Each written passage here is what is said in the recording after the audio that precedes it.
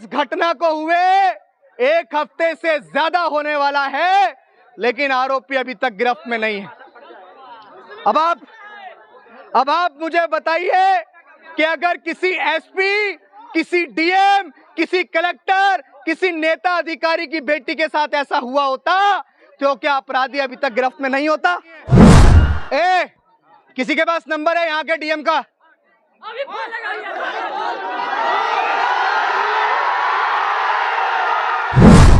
मैं यहाँ की सरकार से विनम्रता पूर्वक आप सबके भरोसे इस बात को कहना चाहता हूँ कि डॉक्टर बाबा साहेब अम्बेडकर के मानने वाले लोग पूरे विश्व और पूरे देश के अंदर रहते हैं। अगर किसी को यह भ्रम हो चुका है कि वो बिहार के अंदर हमारी बहन बेटियों का शोषण करेंगे, हमारी बहन बेटियों की इज्जत आबरू लूटेंगे, उनके साथ जघन्य अपराध करते हुए उनकी हत्या करेंगे, तो इस बात को याद रखना यहाँ के जातिवादी गुंडों और हरामखोरों कि हमारा समाज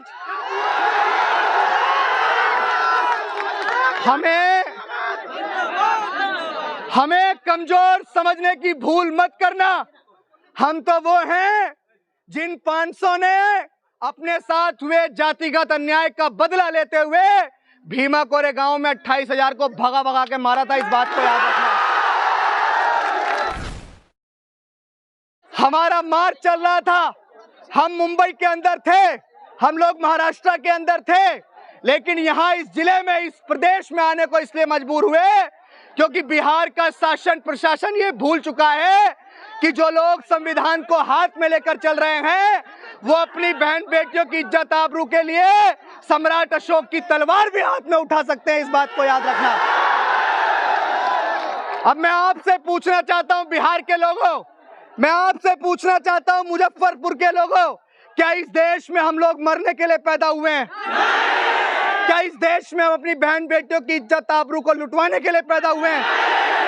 आप देखिए ना, इससे बड़ा शर्म का कोई विषय हो सकता है कि इस घटना को हुए 1 हफ्ते से ज्यादा होने वाला है, लेकिन आरोपी अभी तक गिरफ्त में नहीं है। अब आप मुझे बताइए कि अगर किसी एसपी, किसी डीएम, किसी कलेक्टर, किसी नेता अधिकारी की बेटी के साथ ऐसा हुआ होता तो क्या अपराधी अभी तक गिरफ्त में नहीं होता? मैं यहाँ की सरकार से विनम्रता पूर्वक आप सबके भरोसे इस बात को कहना चाहता हूँ कि डॉक्टर बाबा साहेब अम्बेडकर के मानने वाले लोग पूरे विश्व और पूरे देश के अंदर रहते हैं। अगर किसी को यह भ्रम हो चुका है कि वो बिहार के अंदर हमारी बहन बेटियों का शोषण करेंगे, हमारी बहन बेटियों की इज्जत आबरू लूटेंगे, उनके साथ जघन्य अपराध करते हुए उनकी हत्या करेंगे, तो इस बात को याद रखना यहाँ के जातिवादी गुंडों और हरामखोरों कि हमारा समाज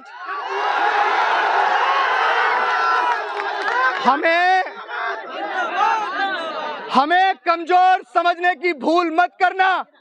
हम तो वो हैं जिन 500 ने अपने साथ हुए जातिगत अन्याय का बदला लेते हुए भीमा कोरे गांव में 28,000 को भगा भगा के मारा था। इस बात को याद रखना। मैं यहाँ के लोगों से कहना चाहता हूं, मैं पीड़ित परिवार से अभी मिला और उसने अपने साथ हुए जघन्य अपराध को बताया कि 45 साल का एक अधेड़ उम्र का आदमी, उसके घर में भी बेटियां होंगी, उसके घर में भी बहनें होंगी, उस अधेड़ उम्र के आदमी ने एक 14 साल की मासूम बच्ची जो अभी पूरी तरह से समझदार भी नहीं हुई थी, उस बच्ची के साथ जबरदस्ती शादी करने का इस परिवार के ऊपर दबाव डाला। उसकी मां ने मुझे बताया, मेरी मां ने मुझे बताया, जो आज उस दर्द से गुजर रही है, उसने बताया कि भैया वो जबरदस्ती रूपा से शादी करने को कह रहे थे, लेकिन जब हमने इनकार कर दिया तो वो हमारे घर के अंदर जबरदस्ती घुसे, हमारे साथ मारपीट की और हमारी नन्ही सी चिड़िया को, रूपा को हमारे से जबरदस्ती वो बंदूक की नोक पे जबरदस्ती हमसे छीन कर लेके चले गए। आप लोग ही बताइए कि क्या हमारे लिए इससे बड़ा दर्द का विषय कोई हो सकता है?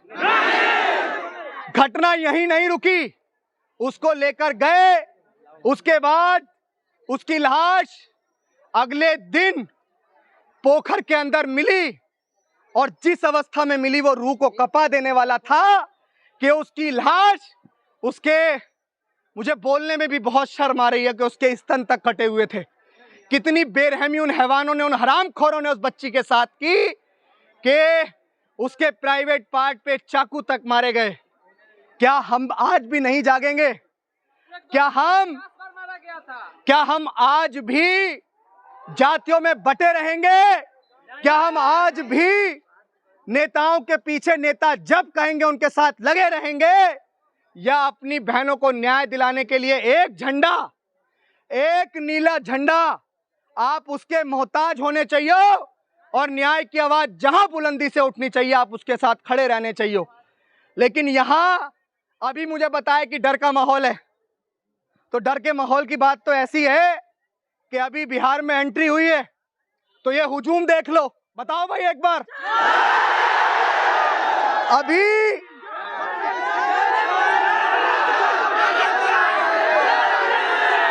सुनो,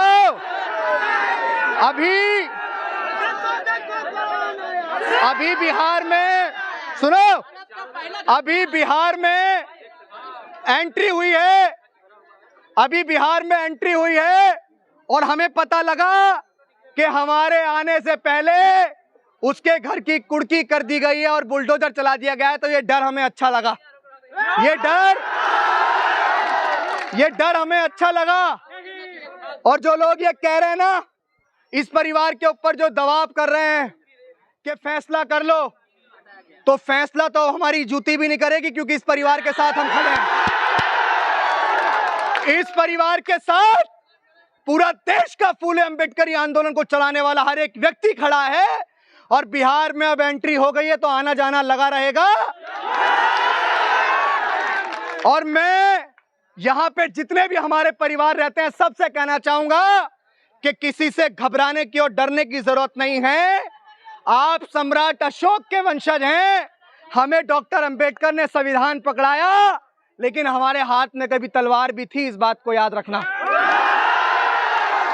अब मैं यहाँ पे हमारे संजय पासवान जी हमारे साथ आए हुए हैं, जिन्होंने पूरी मजबूती के साथ हमारे साथ, एक प्रोफेसर साहब आए हुए हैं, और यहाँ के आप सम्मानित जनता जिन्होंने भी इस परिवार को आज हमारे आह्वान पर यह आश्वासन दिया कि आप पूरी मजबूती से इसके साथ खड़े हैं, तो आपको नमन करते हुए आपका बहुत बहुत धन्यवाद करना चाहूंगा कि डॉक्टर अंबेडकर के मानने वाले लोगों को अब लड़ना आ चुका है। अब आपके माध्यम से प्रशासन से भी मैं अपनी बात करना चाहता हूं और रखना चाहता हूं। आप ये देखिए कि अभी ये भी जानकारी मिली है कि इससे पहले इस परिवार के अंदर 2 घटना हो चुकी हैं। किसी के पास नंबर है यहाँ के डीएम का?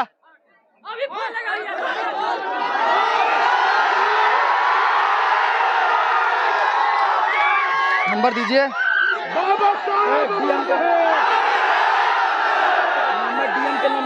डीएम का नंबर दे दो। डीएम